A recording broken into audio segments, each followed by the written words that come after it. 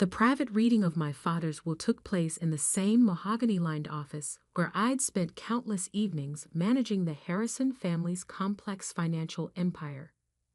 My stepmother Victoria sat perfectly poised in her designer morning clothes, while her son Bradley lounged with the practiced indifference of someone who'd never worked for his money. I took my usual seat, the one I'd occupied for 7 years, as the family's private financial manager. The laptop in my bag contained enough secrets to destroy them all, but they'd never bothered to consider that.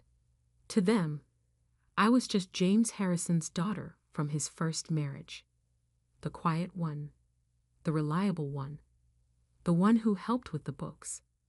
Before we begin, Victoria announced, smoothing her silk skirt, I think Abigail should wait outside. Martin Walsh, Dad's longtime attorney, frowned. As James's daughter, she has every right. As his employee, Victoria cut in, she should respect the family's privacy during this sensitive moment. I met her eyes, remembering all the late nights I'd spent hiding her expensive shopping trips from Dad's scrutiny. All the creative accounting that kept her secret accounts growing while she played the dutiful wife. I'll stay, I said quietly. Bradley snorted. Did you miss the part about family privacy? Did you miss the part where I'm actually related to Dad by blood? I replied, keeping my tone neutral. Unlike some people. Victoria's perfectly maintained smile tightened. Now, dear, there's no need for unpleasantness. We all know James thought of Bradley as his own son. Yes, he did. Right up until the end, when the morphine made him confused enough to start talking about things he'd discovered. Things involving missing funds and duplicate accounts. Things that had made Victoria's visits to the hospital become suddenly more frequent and attentive. Let's proceed, Martin said, opening a thick folder. The majority of James Harrison's estate, including the family business and primary residences, will be managed through the Harrison Family Trust. I noticed Victoria's slight relaxation. She'd gotten what she wanted. The trust will be administered solely for the benefit of Victoria Harrison and Bradley Wells Harrison, Martin continued, his voice carrying a hint of disapproval, with Victoria serving as primary trustee. And there it was. 7 years of managing their finances, of protecting their secrets, of building their wealth, and I was being cut out completely. There are some smaller personal bequests, Martin added. Abigail will receive her mother's jewelry collection and a sum off. We can handle the details later, Victoria interrupted. I think we should discuss the transition of financial oversight. Abigail has been handling those duties, but obviously that arrangement will need to change. Obviously, because you can't have the hired help knowing too much about the family finances, even if that hired help spent years building the very structures that protected their wealth. Of course, I said, opening my laptop. I'll prepare a complete transfer of all accounts I directly manage, though you might want to review certain arrangements first. Victoria's smile didn't waver, but her eyes sharpened. Arrangements? The offshore accounts, for instance. I pulled up a spreadsheet. I assume you'll want those handled with particular discretion. Bradley sat up straighter. What offshore accounts? The ones your mother opened in 2019, I replied casually. Starting with the Cayman Islands Foundation and expanding through various shell companies in Panama, Singapore, and Luxembourg. I glanced at Victoria. Would you like me to continue? The temperature in the room seemed to drop 20 degrees. Victoria's perfect composure cracked slightly. Those accounts are confidential, she said, her voice tight. They are, I agreed. Very confidential, especially the transfers that began 3 months before Dad's cancer diagnosis. Martin shifted uncomfortably in his chair. Perhaps we should discuss this privately. No need. Victoria cut in quickly. Abigail is simply being thorough, as always. We can handle the transition details later. But I wasn't finished. Not after years of swallowing their condescension, of being treated like a servant in my own father's house. There's also the matter of the art collection. I continued, pulling up another file. The pieces purchased through the Gallery Romano Front Company. Interesting how their declared values for insurance differ from their reported values for tax purposes. Bradley's practiced indifference vanished. Mutter? And of course, I added, the real estate holdings in your maiden name. The ones that somehow never made it into Dad's asset disclosures during his last refinancing. Victoria stood abruptly. That's enough. Martin, we'll continue this another time, without unnecessary personnel present. I closed my laptop slowly, deliberately. You know, Victoria, it's interesting that you never asked why Dad kept me managing the family finances all these years. Never wondered why he trusted his hired help with so much responsibility. Because you're good with numbers, she snapped. A useful skill for an employee. No, I corrected her. Because I inherited something more valuable than his money. I inherited his caution, his attention to detail, his understanding that true power isn't about having wealth, it's about knowing how to protect it. I stood, gathering my things. But you're right. The trust is for real family members. I'll begin transitioning the accounts tomorrow. Wait. Victoria's voice had lost its aristocratic certainty. Perhaps we should discuss this further. Why? I asked innocently. I wouldn't want to overstep my position as... What did you call it? Unnecessary personnel? Bradley was looking between his mother and me, finally beginning to understand that something was very wrong. The transition can wait, Victoria said quickly. We should take time to review everything properly. Oh, I agree. I headed for the door. In fact, I think we should review everything, every account, every transfer, every creative bit of accounting I've done over the years to keep certain activities private. Martin cleared his throat. Miss Harrison, if there are irregularities in the family accounts. There aren't, Victoria interrupted sharply. Abigail is simply being thorough. I paused at the door. You know what Dad told me in the hospital, right before he died. He said, the best leverage isn't what you take, it's what you know. Victoria's face went perfectly still. I'll see you tomorrow, I continued pleasantly. We can discuss the trust arrangements then, along with everything else. Walking out, I heard Bradley's confused voice. Mother, what exactly does she mean about the Cayman accounts? I smiled, thinking about the encrypted files on my laptop. About 7 years of documented transactions and creative financial arrangements. About all the secrets Victoria thought were safely hidden behind my hired help status. Dad had taught me well. True power isn't always about having your name on the trust. Sometimes it's about being the one person who knows where all the bodies are buried. And Victoria was about to learn that lesson the hard way.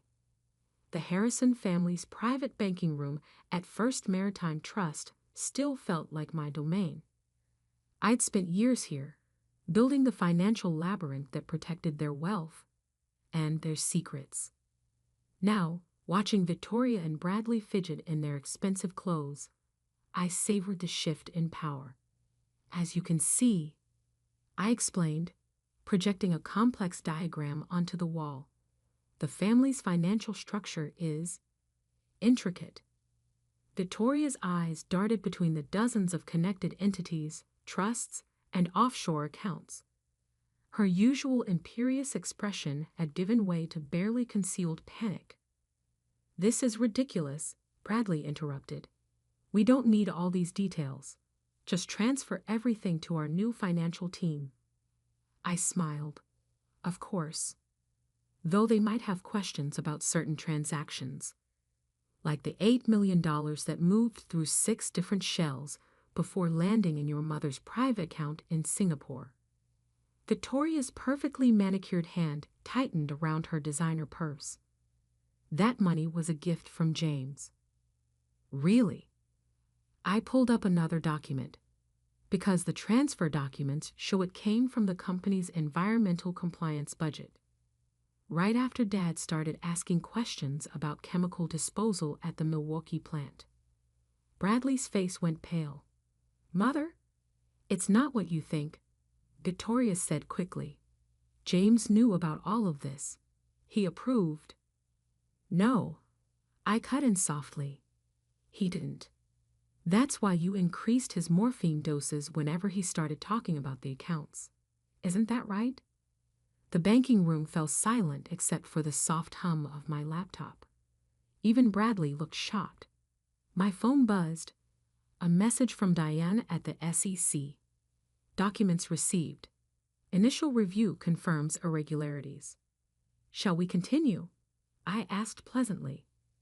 "We haven't even gotten to the art collection yet.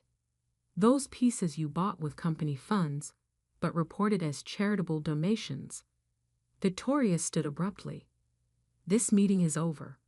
We'll have our lawyers." "Your lawyers might be interested in this too." I switched to another document. The retainer payments from the family trust to firms that don't exist. 5 years of fake legal fees funneling into your private accounts. "You helped set those up," she snapped. "You're implicated too." "Am I?" I opened a folder marked Insurance. Because I have 7 years of detailed memos to Dad documenting my concerns about these arrangements. Memos you intercepted and deleted from his email, but not, unfortunately, from my encrypted backups. Bradley slumped in his chair. "Jesus Christ, Mother."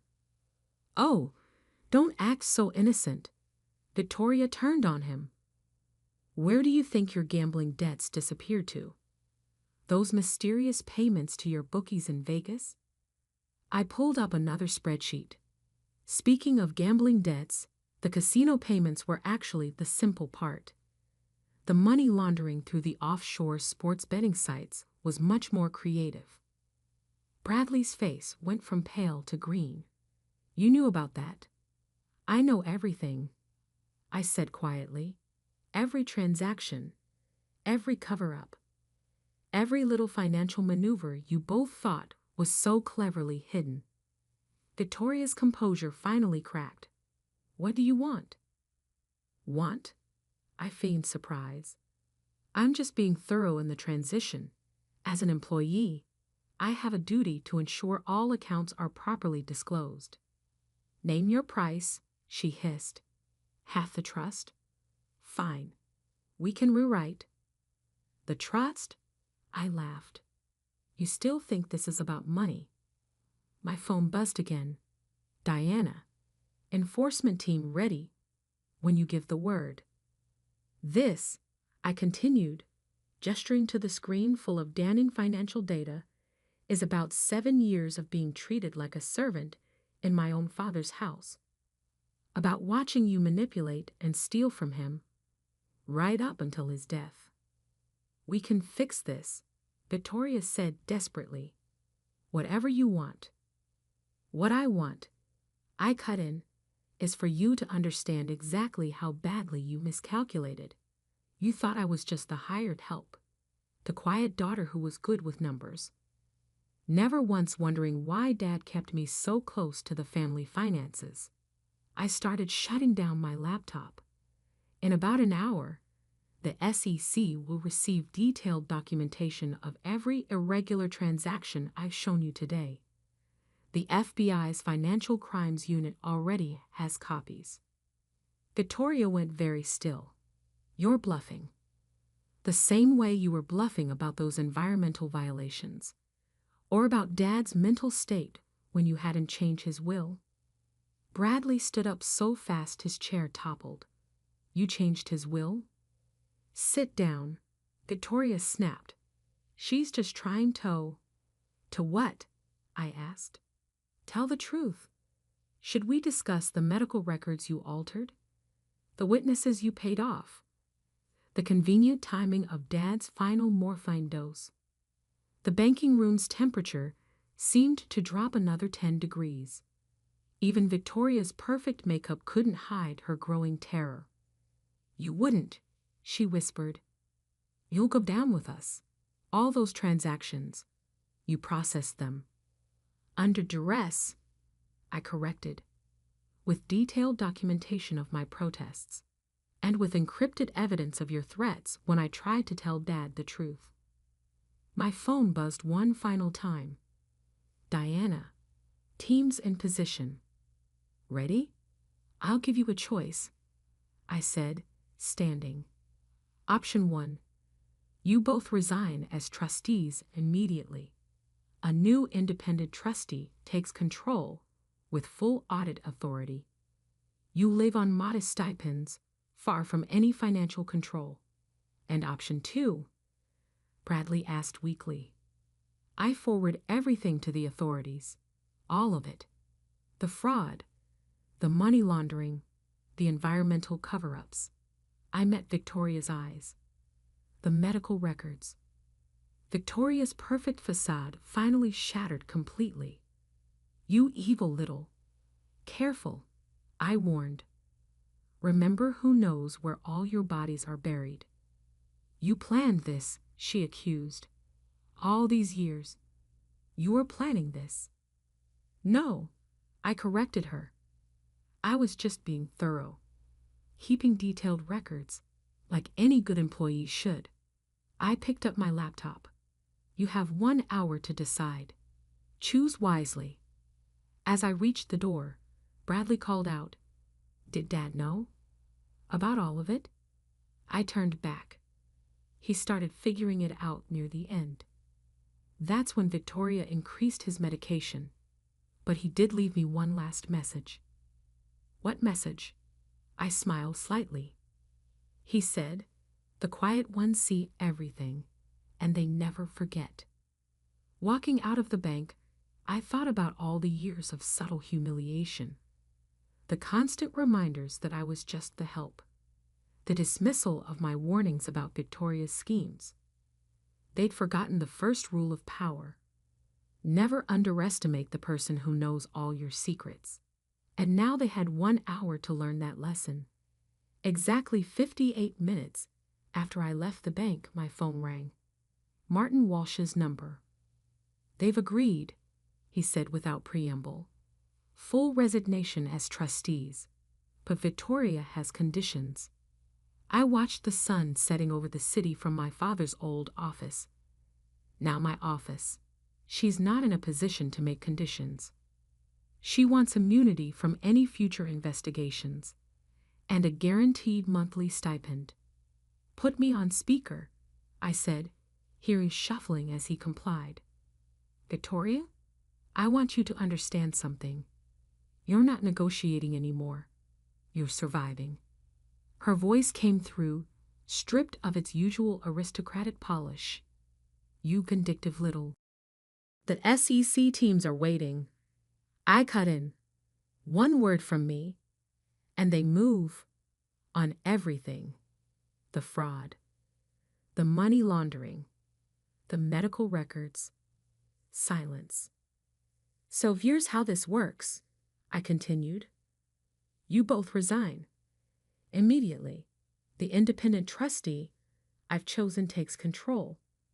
You live on the stipends we decide, in the properties we allow, and you never, ever attempt to access or influence the family finances again. And if we refuse, Bradley's voice shook slightly. I pressed a button on my phone. Diana, is the SEC team still in position? Ready on your signal, My longtime friend at the Securities and Exchange Commission replied. FBI's Financial Crimes Unit is standing by too. I let them absorb that. Your choice. But choose quickly. You have 90 seconds. The silence stretched for 45 agonizing seconds before Victoria spoke. We accept. Both of you. Yes, Bradley answered quickly. Both of us. Good. Martin, execute the papers. I've already had them drawn up. I paused, then added, and Victoria? Leave Dad's wedding ring. The one you took from the hospital before they called me. Her sharp intake of breath told me I'd been right about that too. 24 hours later, I sat in the main conference room of Harrison Industries, facing the board of directors. The same people who'd fawned over Victoria for years now sat in stunned silence as I laid out the changes. The company will undergo a full audit, I explained. Every transaction, every account, every decision of the past 7 years will be reviewed. But the publicity, one director began, is already handled. I finished. A press release goes out tomorrow announcing a voluntary corporate governance review. The markets will see it as responsible oversight, not desperation. Another director cleared his throat. And Victoria's position as chairwoman is terminated, effective immediately. I slid forward a thick folder, along with any board member who knowingly participated in her financial manipulations. I have documentation of who knew what and when. Choose your next moves carefully. 3 directors stood and left without a word. Smart ones. The others would learn soon enough. By evening, the reshaping of Harrison Industries was well underway. Bradley had been removed from his executive position. Victoria's loyalists were clearing out their offices, and Dad's old partners, the ones she'd forced out years ago, were already calling to discuss returning. I found Victoria waiting in my office as I finished the day's meetings. I have nothing left to say to you, I told her, moving to call security. Just one thing, she said, placing Dad's wedding ring on my desk. Why did you wait so long? You had this evidence for years. Why let us hang ourselves? I sat down, picking up the ring. Because Dad taught me that true justice isn't just about punishment.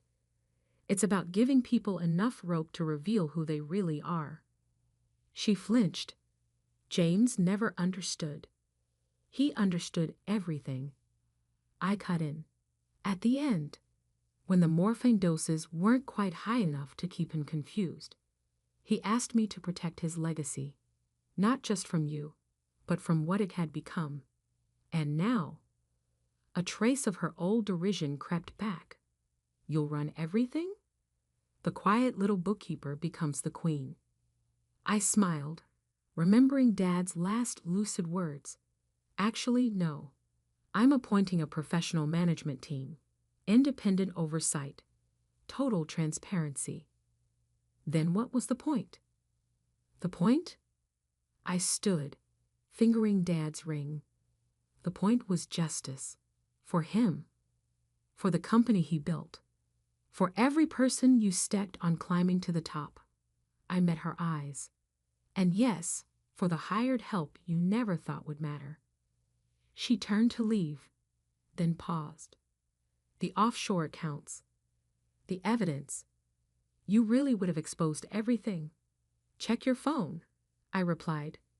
She did, and her face went ashen. Every major financial news site was running the story. Harrison Industries announces major governance reform. The subheading mentioned voluntary leadership changes and enhanced oversight measures.